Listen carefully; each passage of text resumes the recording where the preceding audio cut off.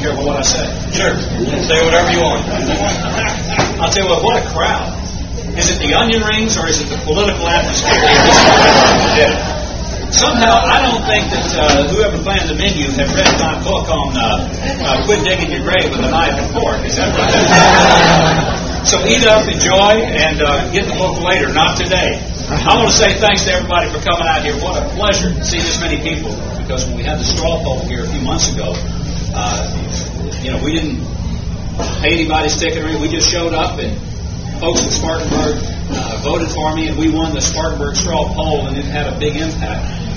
And then, as you know, less than 2 weeks ago, over in Ames, Iowa, at the straw poll there that so much of the attention of the country was focused upon, we pretty well stunned the country.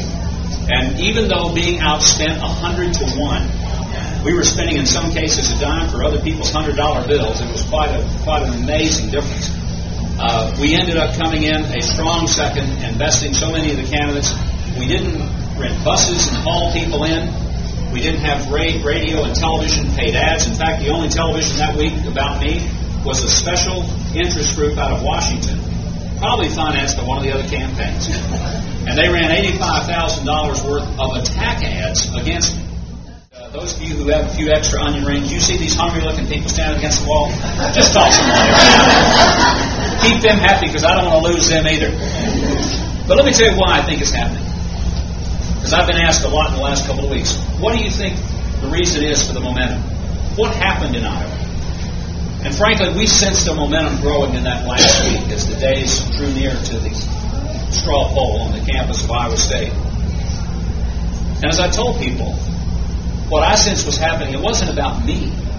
It was about a movement of people who believed that the Republican Party needed to rediscover its soul, that we had lost our way.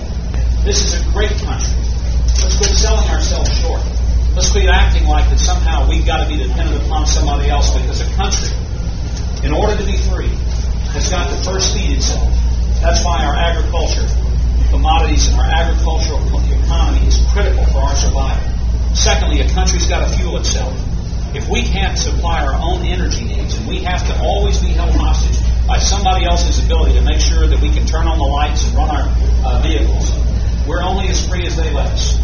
And the third thing, we've got to be able to fight for ourselves, to manufacture our own weaponry, which means if we lose our manufacturing capacity in this country and we depend upon somebody else to manufacture the basic, simple things of our necessity, we are only as free as those countries allow us to be.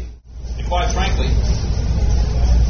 as you go here, so goes not just the nomination for the Republican Party, but historically, as South Carolina goes, so does the country.